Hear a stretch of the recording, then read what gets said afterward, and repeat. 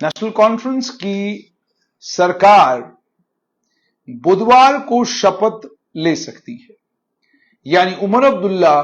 बुधवार के दिन जम्मू कश्मीर के यूनियन टेरिटरी के पहले मुख्यमंत्री बन सकते हैं। इसकी संभावना है, यानी वेडनेसडे को शपथ ग्रहण समारोह होगा।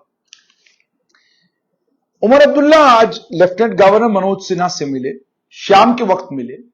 और जब वो निकले तो मीडिया का जमावड़ा बाहर था। उन्होंने उनसे पूछा आप कहां जा रहे हैं, उन्हें शीशा ऊपर किया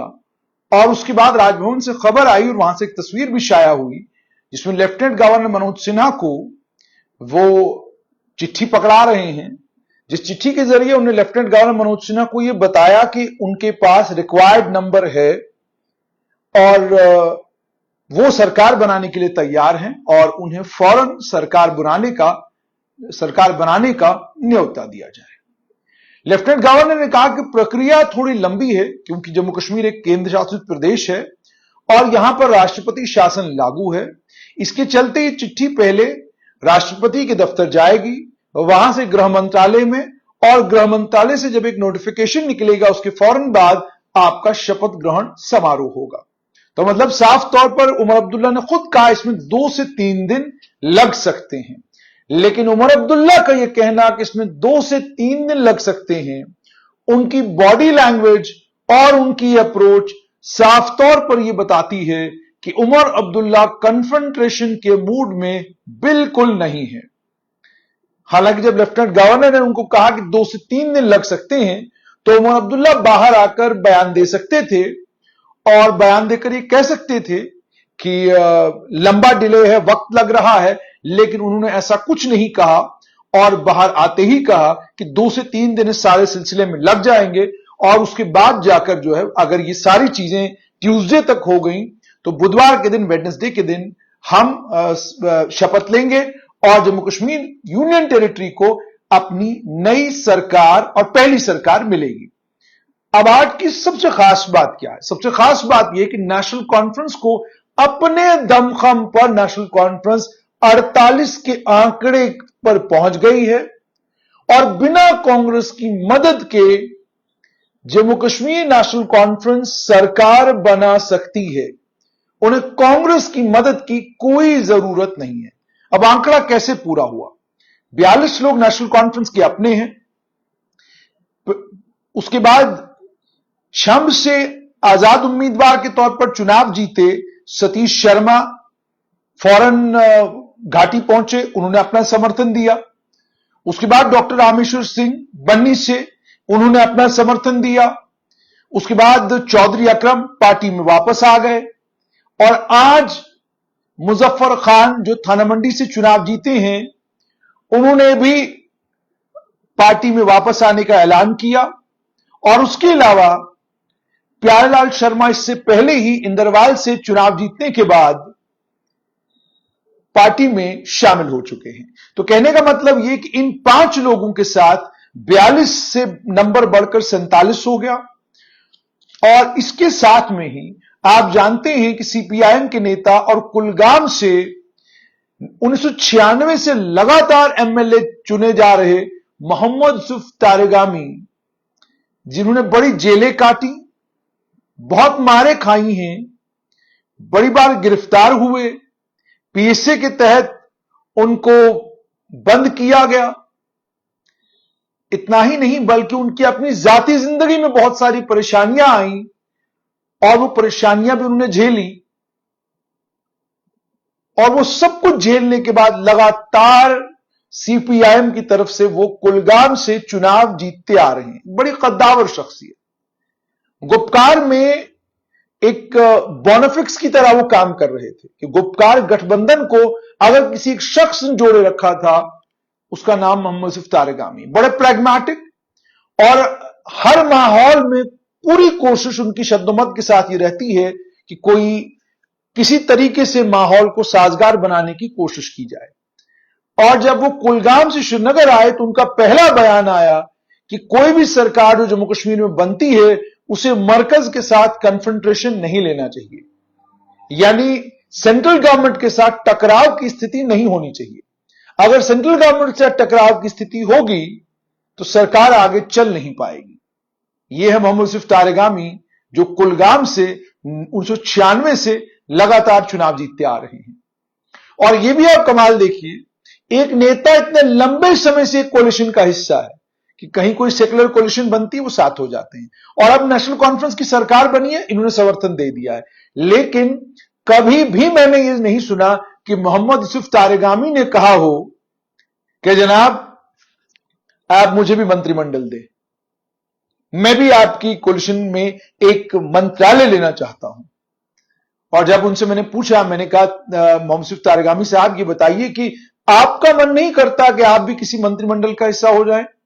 तो तारिगामी साहब का जवाब था कि जी ये हमारे मुकद्दर में नहीं है ये मंत्रिमंडल, क्योंकि हम अकेले हैं, हम ही जीतते हैं। तो हम जीत के जब जाते हैं तो जाहिर सी बात है पावर कॉरिडोर्स में आपकी कीमत और आपकी ताकत का अंदाजा इस बात से नहीं लगाया जाता कि आपका किरदार कितना बुलंद है, आपका कंट्रीब्यूशन सियासी तौर पर क्या है और आप किस पाए के लीडर हैं, बल्कि इस बुनियाद पर लगाया जाता है कि आप आए हो तो लाए क्या हो, आप आए हो तो आपके पास नंबर कितना है। तो मोहम्मद यूसुफ तारिगामी चूंकि अकेले आते हैं और ऑलरेडी इस यूनियन टेरिटरी में सिर्फ 10 मंत्री बनने हैं, तो बहुत मुश्किल है कि इस मंत्रिमंडल में मोहम्मद यूसुफ तारिगामी को कोई जगह मिले, बड़ा मुश्किल है। तो लेकिन बहरहाल उन्होंने भी सपोर्ट दिया है, तो उनकी मदद से 48 नंबर बन जाता है नेशनल कॉन्फ्रेंस का अपना। यानी ये समर्थन कांग्रेस को नहीं मिला है, ये सारा समर्थन नेशनल कॉन्फ्रेंस को मिला है, और इस बुनियाद पर नेशनल कॉन्फ्रेंस अपने दमखम पर 48 पर खड़ी है। और इस 48 के बाद 49वां नंबर है आम आदमी पार्टी के नेता और डोडा से एमएलए महराज मलिक का। जाहिर सी बात ये परेशान करेगा डोडा के पूर्व एमएलए और पूर्व गृह मंत्री खालिद नजीब सोहरवर्दी को, एक बड़े शरीफुल नफ्स इंसान, डोडा की जामे मस्जिद के इमाम। और मुझे बड़ा अफसोस हुआ जब मैंने महराज बड़े जबरदस्त वक्ता हैं, बड़ी कमाल की उनकी पकड़ है चीजों के ऊपर, और आम लोगों का लीडर है महराज, गरीबों का, कमजोरों का, मिस्कीनों का, नादारों का, वो खुद ऐलानन ये बातें कहते हैं। लेकिन एक बड़े और कद्दावर लीडर की जिम्मेदारी ये बनती है कि वो इस बात का ख्याल करे कि जब आप किसी भी शख्स की शख्सियत के बारे में बात करते हैं, आप उसकी सियासत को क्रिटिसाइज करें, आप उसकी सियासत करने के अंदाज को क्रिटिसाइज करें, और अगर आप कोई इल्जाम लगाते हैं तो वो इल्जाम सबूत की बिना पर होना चाहिए, वो इल्जाम बिना सबूत के नहीं होना चाहिए।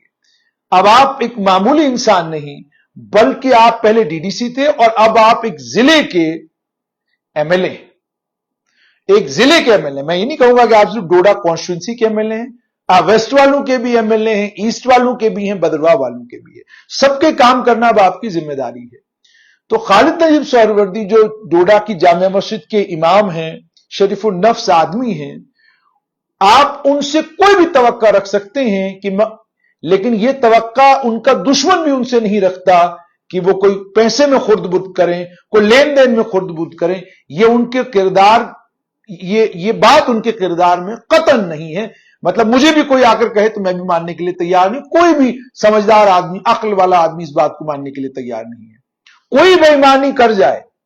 मतलब आपके साथ आपके दोस्त हैं, आपके रफीक हैं, वो आपके साथ चलते हैं, आप नहीं जानते आपकी दाईं तरफ कौन खड़ा है, बाईं तरफ कौन खड़ा है। किसी की गारंटी आप नहीं दे सकते, किसी के बारे में आप नहीं कह सकते कि जनाब ये शरीफ है, ये गुंडा है, ये कैसा, कुछ नहीं कह सकते। तो इसलिए जब आपको एक कॉन्स्टिट्यूंसी की जिम्मेदारी मिली है, और बड़ी ताकतवर कॉन्स्टिट्यूंसी, इस कॉन्स्टिट्यूंसी की नुमाइंदगी देव साहब ने की, इस कॉन्स्टिट्यूंसी की नुमाइंदगी उसके बाद वानी साहब ने की, इस कॉन्स्टिट्यूंसी की नुमाइंदगी मौलाना अताउल्लाह सोहरवर्दी ने की, इस कॉन्स्टिट्यूंसी की नुमाइंदगी अब्दुल मजीद वानी ने की, और अब अल्लाह ताला ने आपको मौका दिया है कि आप अब इस कॉन्स्टिट्यूंसी की नुमाइंदगी करने जा रहे हैं। तो आपकी जुबान से जब कोई कलमा निकले वो गरीब की हिमायत में और गरीब की मदद करने के लिए निकले। आप इस खेल में ही ना पड़े कि किसी के ऊपर इल्जाम लगाना, इल्जाम तराशियां करना, इस खेल में ही आप ना पड़े, बिल्कुल ना पड़े। जो काम मौलानाओं का है, मुफ्तियों का है, वो काम उनके हवाले, गलत करते हैं, सही करते हैं, अल्लाह उनसे हिसाब लेगा। आपसे लोग जो हिसाब किताब लेंगे वो उस सीडीएफ का है, वो उन उम्मीदों का और उन ख्वाबों का हिसाब किताब लेंगे जो उम्मीद और जो ख्वाब उनके, जो उम्मीद उनको आपसे है और जो ख्वाब आपने उनको दिखाए हैं। तो उम्मीद और तवक्का ये कि महराज मलिक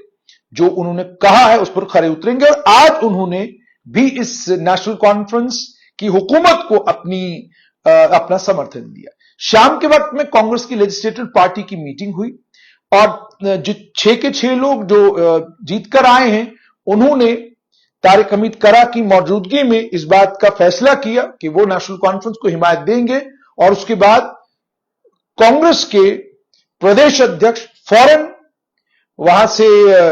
उमर अब्दुल्ला के पास गए और उन्होंने अपनी जो हिमायत की चिट्ठी थी वो पकड़ा दी, और हिमायत की चिट्ठी उमर अब्दुल्ला को पकड़ाने के बाद उनको यह कहा कि ये बिला शर्त, बिना किसी शर्त के हम आपको हिमायत दे रहे हैं, और बाकी जो लवाजमात होंगी कोलिशन की कि हमको क्या चाहिए, आप हमें क्या दे सकते हैं, ये जब आप हिमायत की ये चिट्ठी एलजी को पहुंचाएंगे, आपको एलजी जब हुकूमत बनाने के लिए दावतनामा देंगे, उस दावतनामे के मिलने से पहले या उसके बाद हम लोग इस पर गौर खोज करेंगे कि हमको आपसे क्या चाहिए और आप हमें क्या दे सकते हैं। तो ये बात की है। तो ये आज पूरे दिन में हुआ। अब 2 लोग, अब ये तो मैंने आपको बता दिया कि इक्तदार के साथ कौन लोग चले गए, इक्तदार के साथ यानी कौन लोग सत्ता पक्ष के साथ चले गए। सत्ता पक्ष के साथ चले गए छम से सतीश शर्मा, बन्नी से डॉक्टर रामेश्वर, सुरनकोट से चौधरी मोहम्मद अकरम, थाना मंडी से मुजफ्फर खान, इंदरवाल से प्यारेलाल शर्मा, डोडा ईस्ट से महराज मलिक, उसके अलावा कुलगाम से सीपीआईएम के नेता मोहम्मद यूसुफ तारिगामी। जो लोग अब अपोजिशन का हिस्सा रहेंगे, अपोजिशन में यानी विपक्ष में, हिजब इख्तिलाफ में 29 लोग बीजेपी के होंगे, 3 लोग पीडीपी के होंगे, उसके अलावा जम्मू कश्मीर पीपुल्स कॉन्फ्रेंस के सज्जाद गनी लोन हिजब इख्तिलाफ का हिस्सा होंगे, और उसके अलावा खुर्शीद अहमद शेख अवामी इत्तेहाद पार्टी के जो इंजीनियर रशीद के भाई हैं वो भी हिजब इख्तिलाफ का हिस्सा होंगे, और उसके अलावा नेशनल कॉन्फ्रेंस के नेता एक समय के जिन्होंने बाद में नेशनल कॉन्फ्रेंस से इस्तीफा दिया और आजाद उम्मीदवार के तौर पर शुपिन से इंतखाबात में हिस्सा लिया, चुनाव लड़े, शबीर कुल्ले, वो भी हिजब इख्तिलाफ का यानी विपक्ष का हिस्सा होंगे। अब विपक्ष में 29 लोग जम्मू से होंगे, 29 लोग जम्मू से होंगे, जम्मू संभाग से, 3 लोग पीडीपी से कश्मीर से, और अगर टोटल करें तो 5-6 लोग कश्मीर से होंगे, 29 लोग जम्मू से होंगे, यानी टोटल 35 लोग, और कश्मीर की नुमाइंदगी हिजब इख्तिलाफ में करने वाले लोगों की तादाद कुल जो मेरे सामने है वो 6 के करीब है, जिसमें 3 पीडीपी के लोग, एक शबीर कुल्ले, खुर्शीद अहमद शेख और एक सज्जाद गनी लोन। तो ये कुल मिलाकर सूरत हाल है। बुधवार के दिन जम्मू कश्मीर की हुकूमत बनेगी, और इस हुकूमत को लेकर स्ट्रेट लाइन ने सुबह आपको तफसीलन बताया था कि स्ट्रेट लाइन को क्या लगता है कि अगर नई सरकार जो बनती है उस सरकार में रीजनल बैलेंस कैसे मेंटेन किया जा सकता है, रिलीजियस बैलेंस कैसे मेंटेन किया जा सकता है, सब रीजनल एंग्जाइटीज को एड्रेस कैसे किया जा सकता है, उसका एक खाका हमने आपके सामने पेश किया था। और अगर आपने ध्यान से सुना होगा, हमने उसी वक्त ये कहा था कि ना तो ये हमने नेशनल कॉन्फ्रेंस के किसी लीडर से पूछकर हम ये आपको बता रहे हैं कि ये